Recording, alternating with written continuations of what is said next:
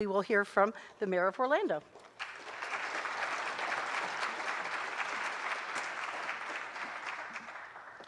Thank you, Susan. It's a pleasure to be here at the Science Center.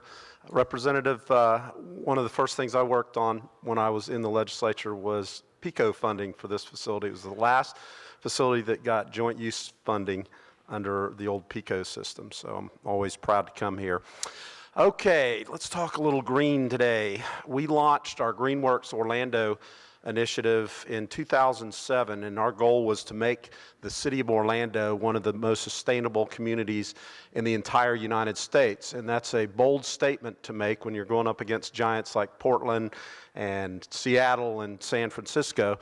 But I can tell you, we've made a lot of headway in just 3 years. Just recently, the city of Orlando received the Florida Green Building Coalition's Green Local Government, that's a lot of words, Florida Green Building Coalition's Green Local Government Gold Certification, and we're one of only 4 cities in this state to enjoy that designation. Our GreenWorks program focuses on 5 different areas: green buildings and energy efficiency, sustainable infrastructure, sustainable transportation, green spaces, and advocacy and education. And I want to give you an update on some of the things that we are doing under the umbrella of GreenWorks.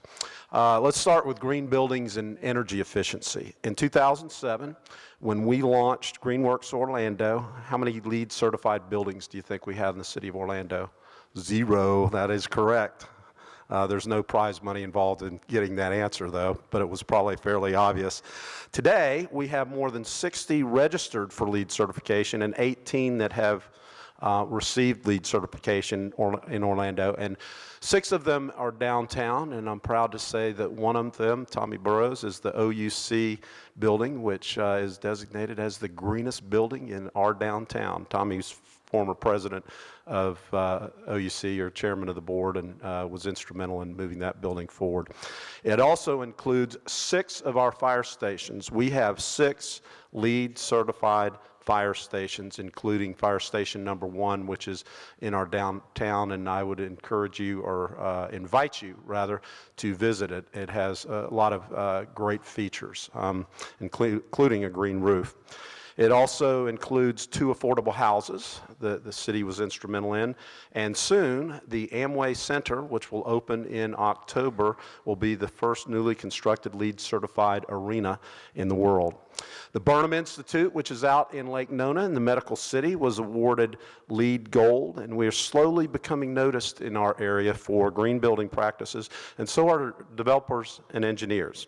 The city constructed the first LEED Platinum affordable house in 2008, and in June we are going to begin doing energy efficiency retrofits to over 700 homes. And right here at the Orlando Science Center, they will become the first not-for-profit institution in Orlando to make a LEED commitment, and the city partnered with the Science Center through a federal grant to improve the operations of the facility in a sustainable fashion, and I'm sure you've been updated on those, but it's nice and cool in here today, and the bills for providing the electricity are going to be a little lower than they used to be. Now, let's move on to the Energy Efficiency Alliance. In cooperation with Orange County and our utilities and each of the major building trade organizations, we started the Central Florida Energy Efficiency Alliance and the Kilowatt Crackdown, which is an effort to reduce energy consumption by 10% over the next year in 2,000 commercial buildings. And I can tell you that so far we have 1,200 local buildings that have signed up. And if your company has not done so, I would urge you to do that. We're also pleased to announce today that the city was awarded a $300,000 grant from the Southeast Energy Alliance and GE, and it's a partnership that will allow us to propel energy-related businesses even further. So let's move on to solar. We want solar companies, and I've talked to several people already today that are involved in that industry, but we want solar companies right here in Orlando.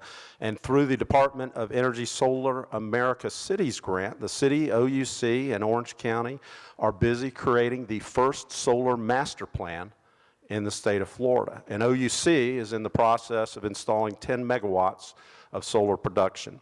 We want Central Florida to become a clean tech hub, the best in the southeast part of the country.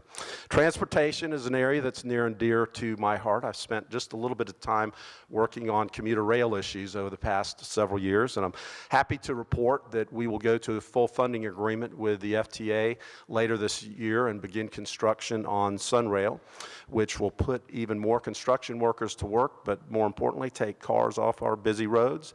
Also, because of the success with commuter rail, Orlando will become, we're going to go from basically 0 to 60 in terms of passenger rail. We're going to go from having nothing to having both commuter rail and high-speed rail. The president was in Tampa earlier this year to announce that the Tampa to Orlando segment of high-speed rail would be one of the very first funded. DOT's hard at work on that already, and we will be the first truly high-speed rail up in America with speeds of 160 miles an hour, and that will run from the Orlando International Airport to I-Drive to Disney to Lakeland and eventually to Tampa. What other types of transportation can we talk about? Anybody got an electric car yet? Well, if you do, or you're thinking about it, Orlando is the place to be.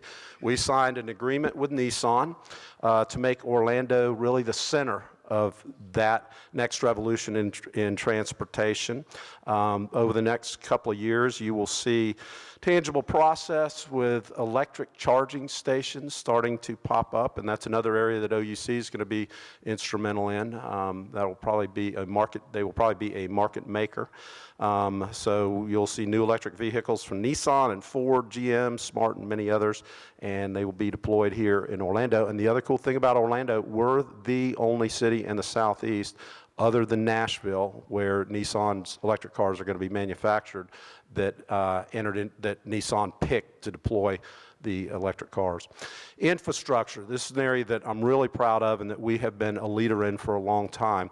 The city will soon recycle 99% of its potable water with uses, irrigation and other methods, but I don't think there's another community in the country that can say that they recycle 99% of their water.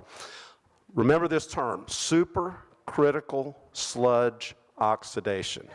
Okay, everybody's got that on the tip of their tongue, and it's an exciting revolution in the city of Orlando that we are going to be a leader in converting sludge into energy.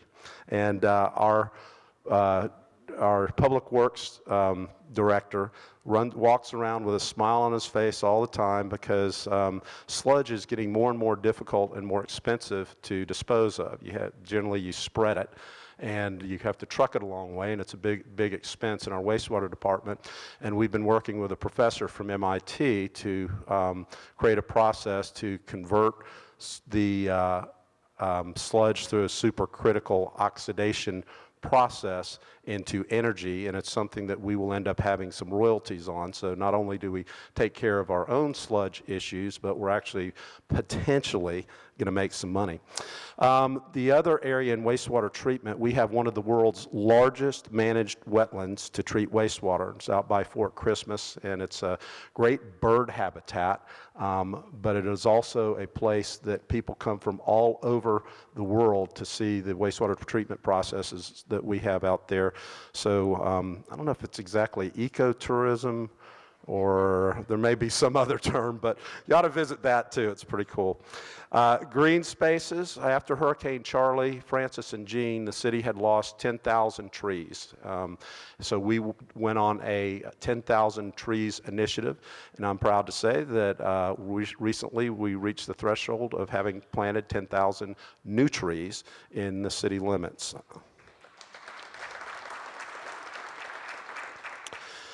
Tree canopy, we're partnering with UCF to do a study the health and extent of our city's urban forest. Many of you probably flew into the area, and other than downtown itself, when you look down at the city, for the most part, you see tree canopy. And it's obviously of many great benefits.